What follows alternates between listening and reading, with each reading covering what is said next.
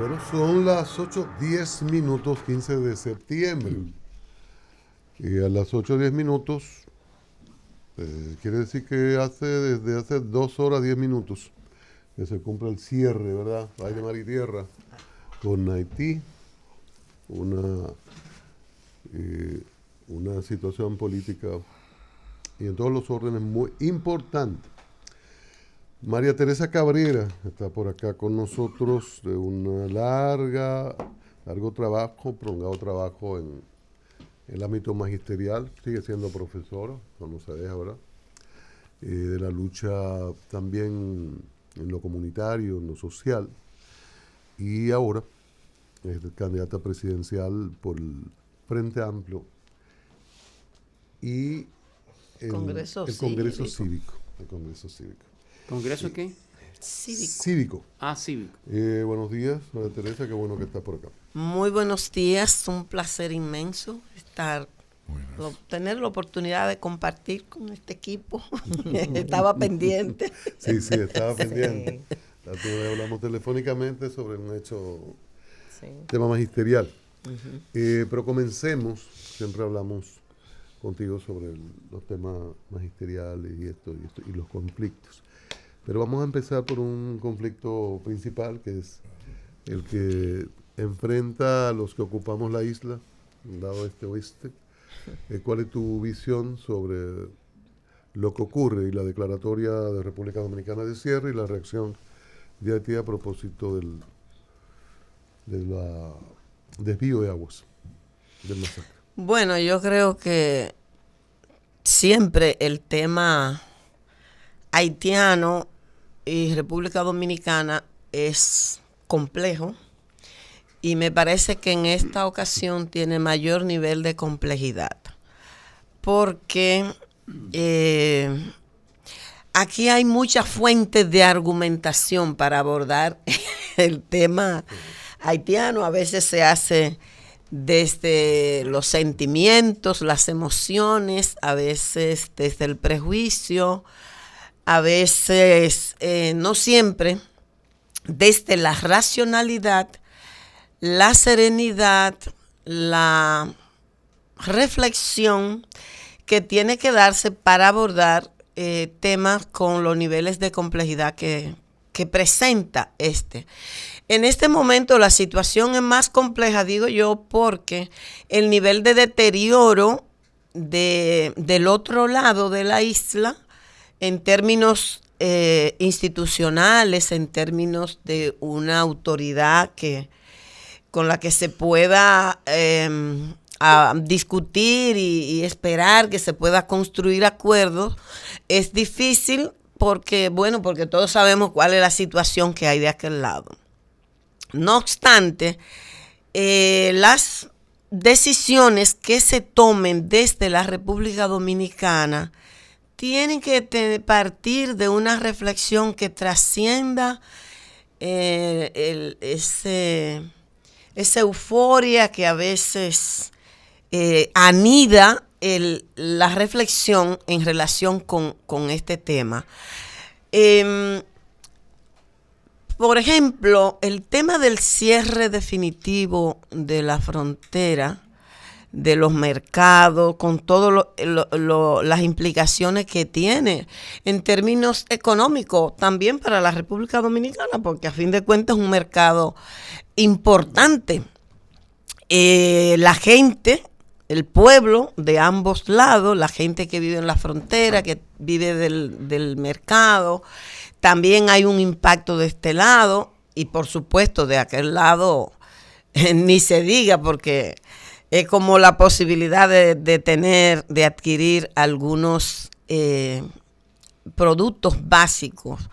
Entonces, yo entiendo que lo que ha hecho las autoridades haitianas, sobre todo, han sido bastante incoherentes, porque primero se decía que no era una iniciativa gubernamental. Ahora aparece, después de las decisiones anunciadas por las autoridades dominicanas, aparecen casi asumiendo como gobierno, porque el comunicado que ha se ha publicado en la tarde de ayer, casi reivindica como si el desvío fuera una iniciativa del gobierno. Entonces genera una situación bastante compleja que requiere también reflexionar para tomar las decisiones. Yo creo en todo caso que hay que insistir en la vía del diálogo, aunque haya que apelar a alguna instancia internacional que posibilite una mediación que haga del diálogo la posibilidad de encontrar una salida, un acuerdo respetuoso de los derechos del pueblo dominicano, por supuesto, y también en lo que compete al pueblo haitiano. Pero yo creo que lo que conviene a ambos países, a ambos pueblos, es apelar, insistir en la vía del diálogo, aunque tenga que tener la mediación de alguna instancia internacional que permita una garantía de que se pueda, construir un acuerdo mínimo que respete la soberanía de ambos lados, los derechos de ambos lados, y que posibilite un restablecimiento el cese de las medidas que se han anunciado. Yo creo que convendría a ambos pueblos. Es un tema complejo, insisto, que no solo hay gente que dice con las emociones y que quiere más, y porque digo eso, la fuente de argumentación es muy importante a la hora de hacer planteamientos, pero cuando tú lo analizas con sosiego, tienes que entender cuáles son los impactos que tiene de ambos lados, porque nosotros también tendremos cuánto tiempo que puede durar esa frontera todo cerrado, todo el mercado. ¿Qué impacto tiene para la República Dominicana en términos económicos, en términos sociales? Casi $1.000 millones al año.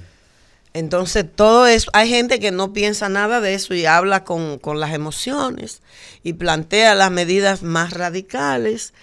Pero yo pienso que tenemos el deber de lo que estamos en posibilidad de hacer la reflexión más sosegada, y además los que tienen la posibilidad de tomar las decisiones, sí tenemos que tener una mirada más integral de las medidas y de los impactos que pueden tener y de la sostenibilidad en el tiempo. Correcto, me parece una reflexión importante por la que donde uno anda y por donde debe ser. Las emociones traicionan este tipo de cosas. Pero quizás sería bueno pedirle a Cabrera Ulloa. Son familia. Son familia. Hermanos. Para que haya pero este mundo respeto, no esta confianza. Doña María Teresa, ¿cómo está usted? ¿Cómo se siente? Esa cosa de esa confianza de la izquierda y la cosa. General, ya me dijeron sí. General, yo soy muy amigo del relajo con doña María Teresa. No, pero hablando en serio, el asunto es muy grave, porque volvemos al tema, incluso el migratorio, que no es este. El problema del migratorio es que no hay con quién negociar, porque lo que se dice el gobierno no tiene el control del territorio. Entonces, en esto es una iniciativa privada, sí, pero el problema es que el control del territorio de Haití no lo tiene estos señores que te hacen unos documentos, unos comunicados muy bien redactados, porque hay una tradición en la calidad, en las relaciones internacionales, en la diplomacia haitiana de alto nivel. Pero, o sea, ¿qué vamos a hacer nosotros en una crisis con un gobierno que en los hechos no existe, porque no tiene ni control de territorio ni uso exclusivo de la violencia? En esto hay que ponernos tenemos que ponernos creativos. Claro. Pido tu favor, por favor. Que ahí es que está la complejidad de esta situación. Exacto, porque no estamos hablando de dos países con niveles con autoridades, incluso porque que le ordenen esos el primer ministro, ¿cuál es el nivel de legitimidad que tiene?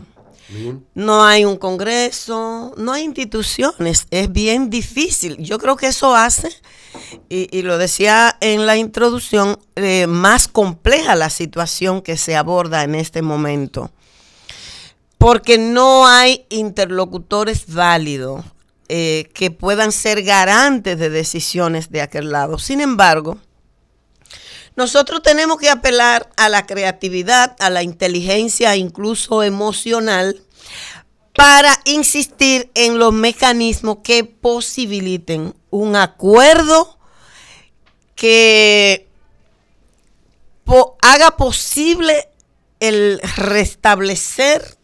revertir decisiones que la República Dominicana ha tomado buscando presionar una paralización de aquella iniciativa. Por eso yo pienso que en un escenario de tanta complejidad, con un cuadro como el que tenemos de aquel lado, ausencia de autoridades reales, de instituciones con las que se pueda discutir, la República Dominicana, insistiendo en el diálogo, tiene que apelar a instancias internacionales que puedan ser garante de decisiones que sujeta a lo que está establecido en términos de un convenio, de un acuerdo, ¿verdad? Se haga valer eso y que puedan ser como testigos, garantes, que puedan contribuir. Está el acuerdo del 29 para partir. Un punto de partida es ese. ¿Por qué? Porque mira, lo que pasa es que uno escucha de todo y hay gente que dice, no, y las armas, y yo me pongo en la primera fila, y que como dice, ¿cómo es que dice Nani en la escuelota? ¡Sangre, sangre! Quieren sangre. Pero yo creo que el tema es más complejo de ahí y necesita medidas, decisiones más sosegadas. Y no puede ser la fuente emocional, la fuente del prejuicio, la fuente de incluso del odio que algunos también tienen como oficio. Tienen como oficio y como fuente de argumentación. Entonces, yo creo que nada de eso puede ser. Tiene que pensarse en lo que implica también para la República Dominicana, lo que implica socialmente para ambos pueblos. Y en ese sentido creo que hay que construir un esfuerzo orientado a tocar la puerta de instancias internacionales, dado la debilidad que existe de aquel lado. Yo veo esa como la vía más. Bueno, ahorita se quedó como un poquito en el aire lo de los apellidos. Cabrera, Ulloa. Cristian dijo, ¿es familia? Y dijo ella, hermanos. Y para que deje la cosa de que entonces, ¿de quién estamos hablando? No, estábamos hablando... ¿de quién estamos hablando? Del presidente de la Dirección Nacional de Control de Drogas. Bueno, bien, ok, entonces ahí sí. No, pero es válido, mira, yo no sabía, sí, y como lo visitamos. Vamos a la candidatura, ¿cómo está ese proceso? ¿Cómo está el proceso de la candidatura a la presidencia? Te quiero más formal. La candidatura a la Pablo, por Dios. Mira, vamos bien. Nosotros estamos en un esfuerzo que apuesta a la construcción de una propuesta que pueda plantearse como propósito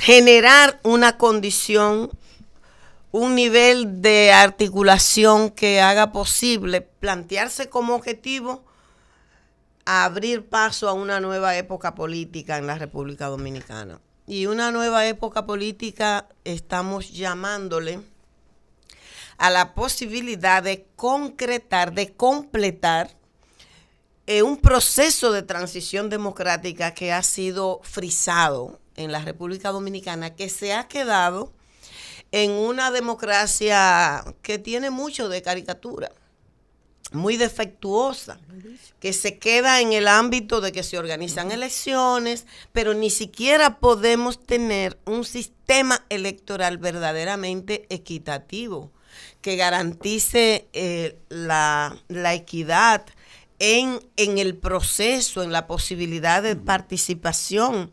Nosotros necesitamos transformar rasgos esenciales del régimen político que gravitan en muchos de los problemas que afectan a la sociedad dominicana. Yo hablo, por ejemplo, de la concentración de la riqueza y la centralización del poder. Todavía nosotros tenemos una cultura bastante autoritaria. Lo que pasa es que a veces es tan cotidiana que la hemos normalizado. Pero nosotros construimos relaciones muy verticales. Nosotros seguimos generando mucha riqueza y pasamos de estar concentrada en la mano de Trujillo a la concentración en unas cuantas familias, y eso gravita en los niveles de desigualdad social y de inequidad social que prevalecen en la República Dominicana.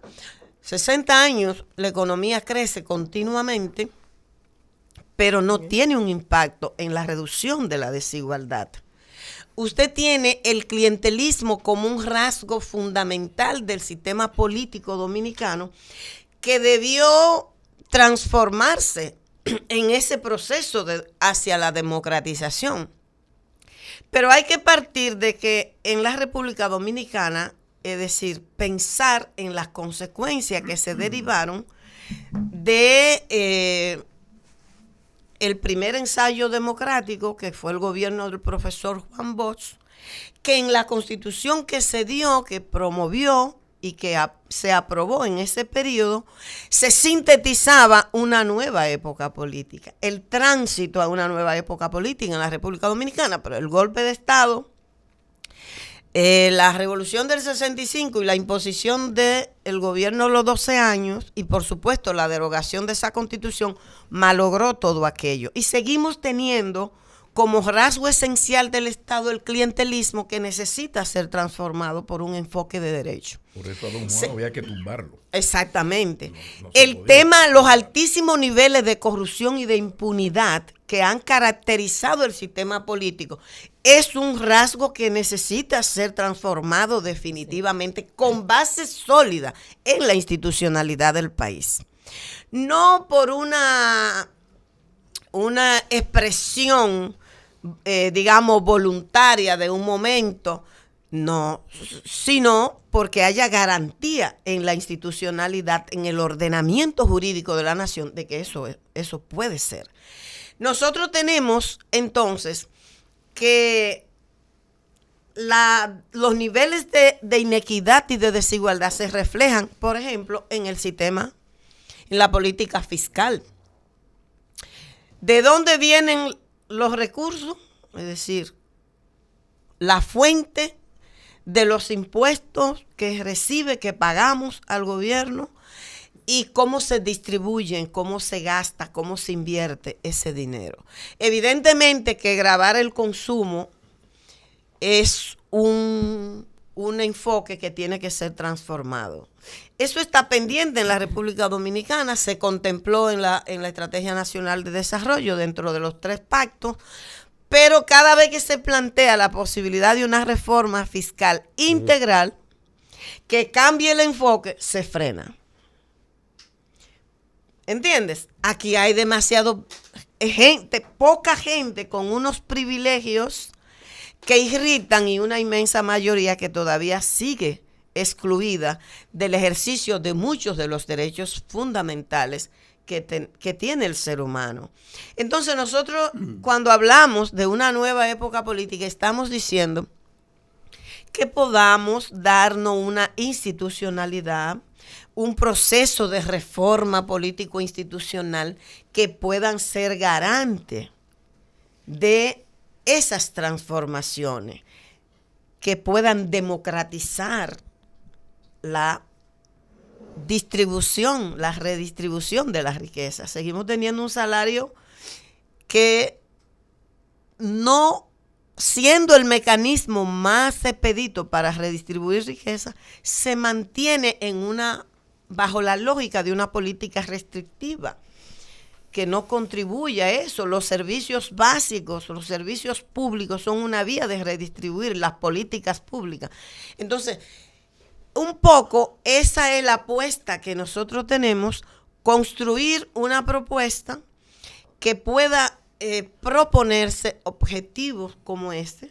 Eso implica, yo estoy hablando de construir porque soy una persona muy racional y además no creo en la normalización de la mentira en la cultura política. Tú fuiste candidata vicepresidencial con el candidato Guillermo Moreno. Uh-huh. Dos cosas. Se rumora, no hay nada confirmado, que posiblemente Guillermo Moreno pueda ser candidato a senador por el distrito del PRM. Dos preguntas. ¿Ustedes están separados? El bloque del cual tú lideras en estos momentos como precandidata, ¿está separada Alianza País? Y si hay posibilidad de que ustedes también se sumen a ese acuerdo con el partido de gobierno. A ver, nosotros hemos estado trabajando en una mesa de concertación y seguimiento en más o menos 2 años. En esa mesa participa Alianza País. Cuando trascendió la información de la posibilidad de acuerdos de Alianza País con el PRM, en la mesa se solicitó información al respecto y ellos confirmaron que estaban en ese proceso. Entonces, evidentemente que para la propuesta presidencial en este momento ellos no estarían participando porque estarían comprometiéndose a ese nivel. Él iría como senador. Pero vamos a presentar candidaturas comunes en distintas demarcaciones. ¿Quiénes? Alianza País. No el gobierno, no el PRM. No, es posible que en algunos territorios nosotros asumamos también candidaturas porque creemos que tienen los perfiles que merecen ser respaldadas. Y si Guillermo es candidato a senador, por ejemplo, si se concreta ese acuerdo, nosotros creemos que es una cosa importante que una persona con los perfiles de Guillermo Moreno llegue al Senado de la República y va a ser, lo respaldarían. Lo apoyaríamos, sin duda, sí. O sea que hay una alianza de María Teresa Cabrera posiblemente con el PRM. No, yo no he dicho eso. No, yo por favor. Como que se está en un proceso de yo he dicho que hay una coalición popular progresista y de izquierda multiforme. Que se expresa en candidaturas comunes con Opción Democrática, con Alianza País, con otras fuerzas que no tienen registro, con movimientos locales en determinados territorios. A pesar de que Alianza País haga un acuerdo con el PRM en demarcaciones determinadas y Guillermo Moreno, lo que estoy diciendo aquí es que aun cuando nosotros pensamos que debimos tener la información a tiempo de que se estaba en ese proceso, pero nosotros tenemos la madurez suficiente, creemos que es necesario hacer un esfuerzo por construir la unidad de lo progresista, de lo alternativo, de lo popular, y en ese sentido creemos que los perfiles de Guillermo, si se concreta ese acuerdo, nosotros les apoyaríamos. Pero podríamos a Guillermo, no al PRM. Sí, en la presidencia. Donde quiero llegar. No, porque es nosotros tenemos una propuesta a la presidencia. A partir de la similitud ideológica que hay en los partidos grandes, unos la prefieren más rubia, el otro más morena, qué sé yo. Pero compiten cuál es más conservador. No hay diferencia, sí, no hay ninguna diferencia ideológica. Sí. Todo parece indicar que ustedes van a apostar a lo personal, al candidato. Porque si llaman de parte ideológica, no hay. Si ustedes, por ejemplo, si hay una candidatura de su partido con el PRM para llevar a Moreno, por ejemplo, a Guillermo, ustedes apoyarían. O sea, ustedes van a centrarse más en la calidad personal del candidato que del partido. O sea, no están cerrados. Me imagino que el partido del innombrable Nieto no entra en en esos cálculos, pero en sentido general, los dos PLD, los dos PRD, porque el PRM todavía es un PRD mientras tanto. Se disuelve totalmente el PRD. Entonces, la idea es un poco por ahí que ustedes van más a lo personal, en la calidad de cada candidato. Los perfiles importan, sin ninguna duda. O sea, el perfil. ¿Por qué? Porque en este momento, en el terreno político, la decencia es revolucionaria, por favor, porque hemos llegado a unos niveles tan fuertes que conseguir que al Congreso de la República lleguen personas que puedan identificarse con determinadas propuestas. Pablo, en este país, tú que eres una gente que está permanentemente haciendo, y todos ustedes, porque están en los medios, hacen análisis cotidiano de la situación política. Fíjense que aquí aprobar una ley con un mínimo de avance se toma décadas. Y se hacen campañas y se hace de todo en contra. ¿Entiendes? Es una cosa impresionante. Entonces, yo creo que en la medida en que al Congreso lleguen personas que trasciendan los intereses de los dueños de banca, por ejemplo, que tienen una presencia fuerte en el Congreso y por lo tanto, cuando piensan en una normativa, sus intereses, su lógica, su lente para mirar y analizar y fijar postura en relación con esa normativa es su condición, su ser social, vamos a decirlo así.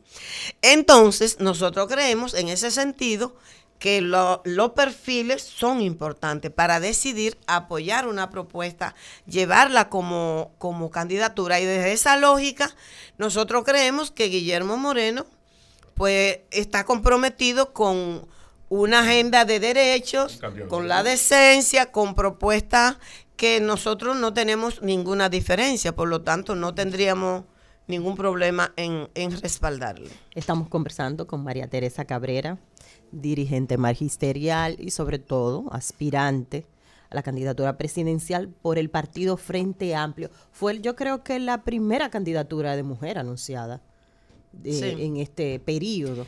Bueno, se anunció como precandidatura. Como precandidatura, sí que la cubrimos. Porque en ese momento estábamos en aquel esfuerzo y pensábamos que era importante que desde el movimiento progresista también se construya una práctica democrática. Totalmente. Porque nosotros hemos sido muy activos reclamando democracia, incluso a la derecha, pero no hemos exhibido una cultura de práctica democrática consecuente.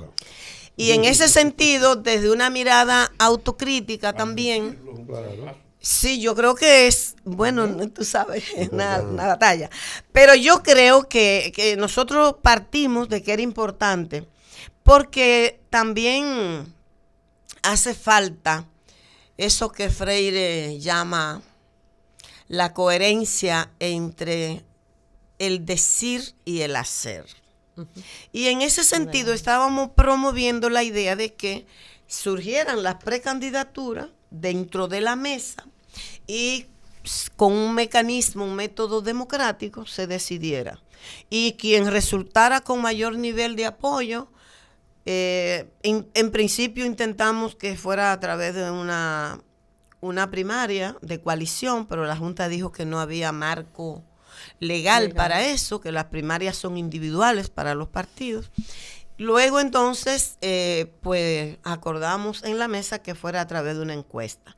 Lo que queríamos poner en escena es que yo pudiera ser, por ejemplo, déjeme ponerme a mí de ejemplo, capaz que si la otra propuesta que participaba resultaba con mayor nivel de apoyo, en ese momento estaba la propuesta de Guillermo, porque todavía no se había hecho pública aquella intención de acuerdo con el PRM. Pero que, por ejemplo, si resultaba que él concitaba mayor nivel de apoyo, que yo no comience a venir con un discurso de que fue que pasó esto, que hubo un fraude, que hubo tal cosa, que sea capaz de decir, él logró mayor nivel de respaldo y yo me pongo a la disposición de esa propuesta a trabajarla como un espíritu de cuerpo con sentido y así se de identidad. Entonces. Y yo creo que es algo que nosotros también necesitamos. Sí. María Teresa, ¿por qué ha sido difícil o por qué se ha vendido o satanizado el término progresista? Te voy a decir en redes sociales, porque vamos a contextualizar, ¿verdad? No le vamos a dar tanto espacio y poder. Pero cuando tú hablas de progresista en redes sociales, aparece un grupo de gente que nunca ni siquiera vio ningún diccionario, ni siquiera sabe lo que es la democracia, pero sí empieza a hablar en contra de lo que son personas progresistas como si fuera algo malo. ¿Por qué sucedió esto en la República Dominicana? Progres ahora. Los progres. Le ponen un sello ahí ya para descalificarte. Mira, cosa que a uno le importa poco. Pero no podemos obviar la época que estamos viviendo. La era de la posverdad, la era de las redes sociales, la gente que tiene como fuentes de argumentación las emociones, que dice lo que se le ocurre, que lo coloca como una verdad acabada, la coloca en las redes sociales y ya no hay control. Pero naturalmente que siempre en el campo político, cuando hablamos de lo progresista, de la izquierda, cuando hablamos de las opciones, digamos, alternativas, se piensa en políticas, banderas políticas que reivindican de corte democrática, que reivindican la justicia social, que reivindican el ejercicio de los derechos, que reivindican, digamos, derechos de minorías. Las mujeres en la República Dominicana, ¿cuánto tiempo llevamos con la lucha por una cuestión como las 3 causales, por ejemplo? Que los partidos tradicionales se comprometen, los líderes, fíjense, observen eso. Presidente Medina se comprometió, incluso devolvió en varias oportunidades el código. Sí, lo devolvió. Precisamente porque no tenía las 3 causales. Pero teniendo mayoría en el Congreso, no puede hacer valer esa mayoría para que una propuesta que él asume pase.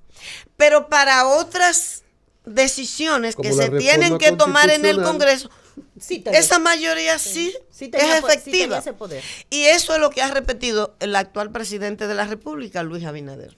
Él dice, yo apoyo las 3 causales, dice él. Coma.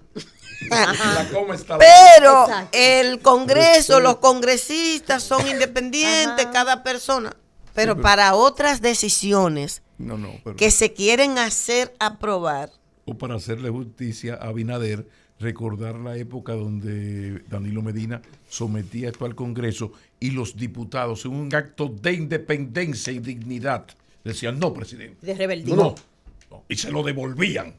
Esos señores con ese nivel de independencia, o sea, olvidaban su condición de sello gomígrafo. Ajá. Y entonces el pobre presidente Medina, yo que quería, pero no me dejaron. Así está Abinader. Exactamente. Entonces, la misma cosa. Eso es una jugada, porque ven acá, yo creo que es fácil concluir que no hay una ausencia de voluntad política para hacer valer derechos tan elementales como lo que se reivindican en las 3 causales. Entonces es una jugada que te dicen sí, pero no. María Teresa, ¿no sería un poco difícil cuesta arriba los candidatos del frente estructurar un discurso opositor, y el tuyo es muy claro, pero con una figura como Guillermo teniendo un acuerdo con el PRM en la senaduría, él siendo candidato a la senaduría de la capital, por ejemplo, que es el centro político, hay mucha información, o sea, se va a ver una figura fuerte, muy fuerte, con acuerdos con el Frente Amplio, ligado al gobierno. Entonces ustedes también en apoyo en algunas candidaturas, en algunas demarcaciones. Entonces, eso como que podría traer algunas dificultades en estructurar el discurso y en que la gente que se pueda radicalizar frente al gobierno, entonces diga, bueno, pero que ustedes están cerca del gobierno. Mira, yo creo que la existencia de niveles separados, el nivel senatorial, incluso del nivel de diputados y diputadas, hasta de regidores, del nivel de regidores, del nivel municipal, posibilita que eso ocurra, porque además el centro de la campaña nuestra es la campaña de la propuesta. Entiendo. Es decir, nosotros le votaremos, pero el centro de la campaña va a estar orientada a la propuesta que nosotros presentamos. Representada por claro. Interés. Entonces, creemos que simplemente hacemos un ejercicio de coherencia al decir que si él es candidato, le respaldaremos, porque creemos que haría un papel importante en el Senado de la República. Bueno, María Teresa es una mujer que ha estado en la lucha sindical. Cabrera Ulloa, ADPista, y ese muchacho en la Guardia pasando trabajo de joven. En el movimiento sindical hay un proceso de decadencia que se ha sentido y queda básicamente como emblema la ADP. ¿Cómo tú percibes que eso se ha ido manifestando, esa decadencia, y cómo afecta, digamos, a la sociedad dominicana y a sectores de la sociedad dominicana? Yo creo que el influjo de las políticas neoliberales impactaron seriamente en el movimiento sindical, globalmente. No solo en la República Dominicana, claro. En la República Dominicana ha sido peor, porque aquí prácticamente han desaparecido las organizaciones sindicales más poderosas. Yo creo que queda realmente como sindicatos fuertes la ADP. Yo creo que primero eso hay que indicar, porque el neoliberalismo impuso un valor, digamos, para mí un antivalor, pero ellos lo colocaron. Los neoliberales lo colocaron como valores, el individualismo, por ejemplo. Eso de decir, usted no necesita estar organizado para progresar, usted lo que tiene que ser competente, usted. Entonces, si usted es competente, le van a aumentar el salario a usted, no a los otros. Y el sálvese quien pueda se impuso, el consumismo como valor, el hedonismo, todo esto.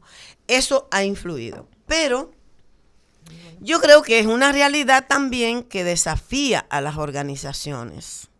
Incluso yo hablo del gremio del que yo soy parte, porque soy miembro del ADP, cotizo para ese sindicato, aunque no estoy en su dirección desde hace unos años, pero es el sindicato del que yo provengo. Yo creo que tiene enormes desafíos. Los sindicatos docentes hoy tienen el desafío de una época que le plantea retos nuevos a la educación, a la sociedad. El sindicato docente, por trabajar en un área tan relevante de la cultura como es la educación, les obliga a interpretar la mirada que tiene la sociedad, los retos que se plantean para la educación en la época que estamos viviendo y la necesidad de hacer una nueva, de construir nuevas relaciones con la sociedad, con las familias, con los actores comunitarios y por lo tanto también renovar e innovar los métodos de lucha. ¿Cómo, María Teresa? Bueno. Gracias. La conversación Gracias. Interesante esta conversación con María Teresa Cabrera, candidata presidencial por el Congreso Cívico y el Frente Amplio, educadora de toda la vida y en su gremio. Está en su gremio. Y una hermosa manera de decirlo, tiene enormes retos. Nosotros somos un poquito más duros con la DEP. Gracias, María Teresa. Gracias a ustedes por la oportunidad. Pues dejemos relajo, la confianza. María Teresa. Mira, María Teresa. Pero una mujer, no te vas a escapar.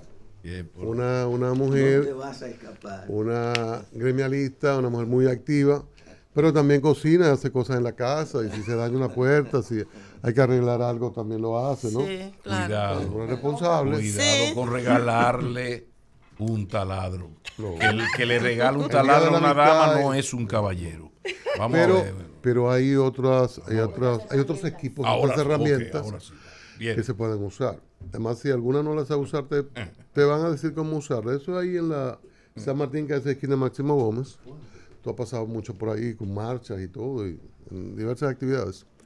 Hay un letrero en la San Martín 183, dice materiales industriales. Grande. Eso es una ferretería completa. Ahí hay de todo. Para DPIistas, para funcionarios de educación, para Frente Amplio, para PRM, para todos. Así que, y si dice que te mandamos desde a diario, Me hacen un un descuento. descuento. Voy para allá. Excelente. Bueno, gracias María Teresa. Gracias a ustedes. Nosotros continuamos. Recuerde, para estar en contacto con nosotros vía directa 809-384-8930, 809-384-8930, WhatsApp 829-830-5750, nuestras vías de comunicación, nos puede llamar después de los comerciales.